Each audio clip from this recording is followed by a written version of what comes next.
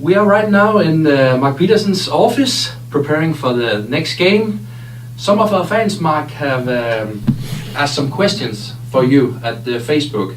I have it right here. Are you ready for this? Sounds like a good time. Great, great. Okay. Mark, let's start with a walk through the memory lane. You have played in the best league, NHL, almost 200 games some years ago, but you have played with big names as Patrick Roy, Eric Lindros, Mark Recchi, Sergei Fedorov. But Anders is asking, who is the best teammate ever and who is the best player from the opponents? Yeah, I mean, I played on a few teams and like you said, almost 200 games and was there with injuries or not playing over 200. So played with a lot of good players at that level, and I think probably one of my favorite teammates and a player that had a great career and played for Team Canada and such was Kevin Dineen in Philadelphia. He was such a hard-working two-way player. He wasn't a big guy, but he used every ounce of his weight in every game, and he was so consistent and could do everything. And he was also a great guy, so it was a nice guy to have on your team, and was my line mate for parts of a couple of years too, so a really good guy to play with. So the name Kevin? Dineen, Dineen. Okay. Yeah. And what about the opponents? Oh, I mean, there was so many good players out there. I think a guy that comes to mind, again, not a real big guy, but Joe Sakic. I played with Joe, against Joe in juniors, played with him at the World Juniors under 20, and then in the NHL. I mean, he was in Quebec when I was in Montreal, so you've seen lots of them, and such a dynamic guy with a great shot and could just turn on a dime and do so many dynamic things out there, so he was a great player. And not Wayne Gretzky? Well, yeah, I mean, that's the obvious pick, I guess, right? You can pick out a player like Wayne. I mean, it's impossible to produce the points he did and all those things. I mean, I remember once in Montreal, I deked around him at center ice and put the puck in the end and went and changed. It was like, wow, I just deked out Wayne Gretzky. Not that Wayne was a defensive specialist, but such an awe of a player to play against. Great.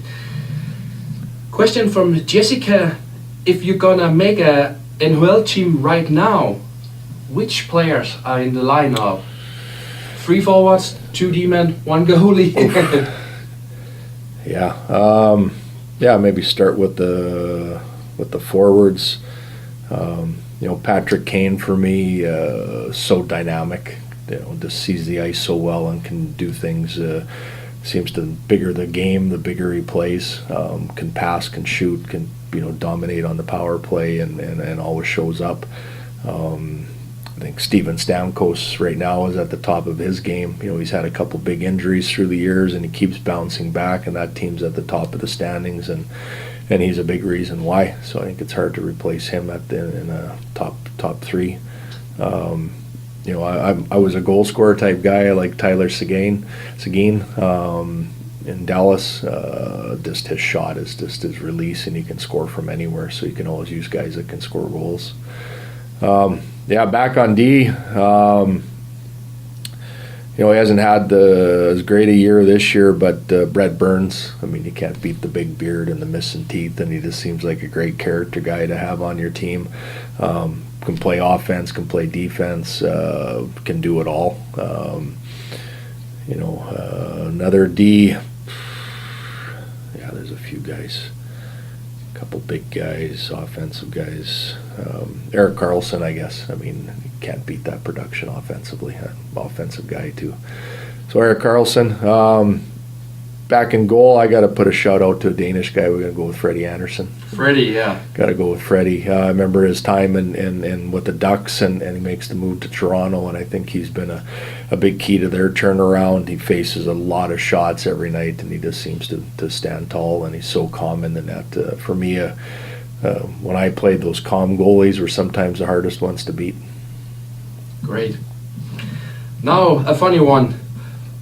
What was the worst dirty penalty you made in NHL, and for how long was the suspension? That's Jesper who's asking.